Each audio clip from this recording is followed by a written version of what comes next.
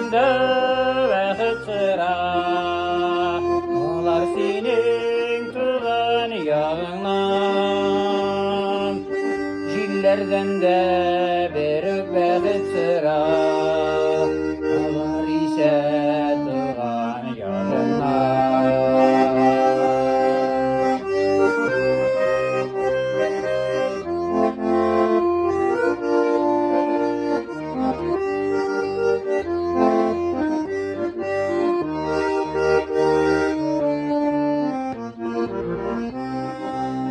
Vakit sıra yağan yağmurdan, vakit sıra yağan akbardan, vakit sıra yıldızlardan, vakit sıra varlık vihandan.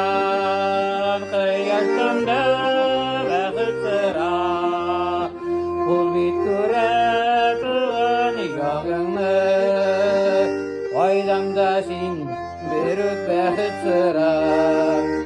Bakırtırım tenge yolunu,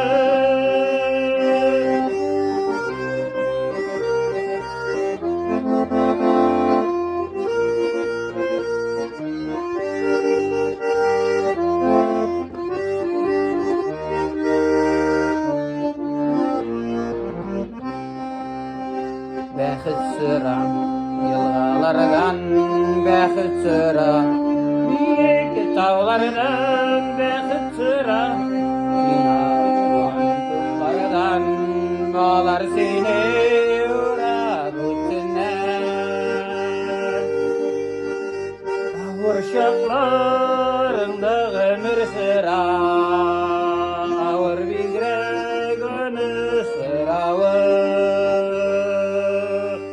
Ni bulsa da var bir yaşav sıra. Büyük isen yine kaytağım. Ağır şaklarında ömür sıra, ağır bigrek gönül sıravı.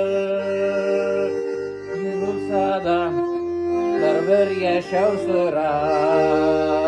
Büyük isen yine kaytağım.